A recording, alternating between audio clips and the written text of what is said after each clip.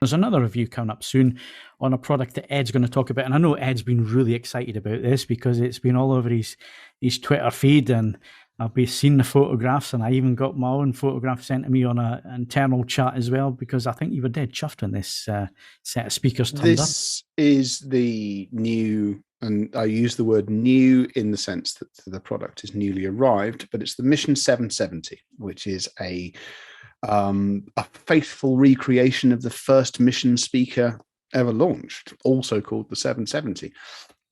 And it shares no parts in common with the original. And essentially, I just wanted to do a very quick preview on this one because it's been a fascinating experience. One, going back to what I said earlier on, I've had longer with these just running than is normally the case, because last week I didn't do any reviewing at all. So they were just they were used for everything. So the end result is I wrote the AVForums review today, 2,800 words of it.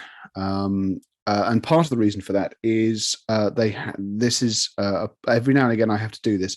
This is a review which has two conclusions. It has a conclusion which is me putting my sober trousers on and objectively measuring them, making a judgment call against other speakers we've reviewed at the price point. And then there's another conclusion, which is what Ed, think about them. But there are just a couple of things I wanted to cover. Some of the comments when the news story went up, this genuinely is it's a £3,500 loudspeaker. It's not inconsequentially expensive, but having now spent some time with it, it's absolutely competitive with anything being built in Europe at the price. It is beautifully assembled. Mission hasn't they're not swinging you out of anything. And the fact it comes with a proper pair of stands, which otherwise would be a bit of a challenge to get because it's a weird old shape. It's a really nicely thought out product. And I'm going to go light on the sound details because that's all going to be in the review. I just wanted to say this is an example where we with the television reviews, as you've just been discussing, there's an element of the absolute. You run the program and you can make a judgment call on this. Two channel has always been a bit more of a luxury good in this regard, and one of the things it has to do is make you happy. I will say, I don't think it counts as much of a spoiler because I think you probably guessed it anyway. As a device to make me happy, I haven't tested anything under £5,000 that is just more covetable day to day than these loudspeakers.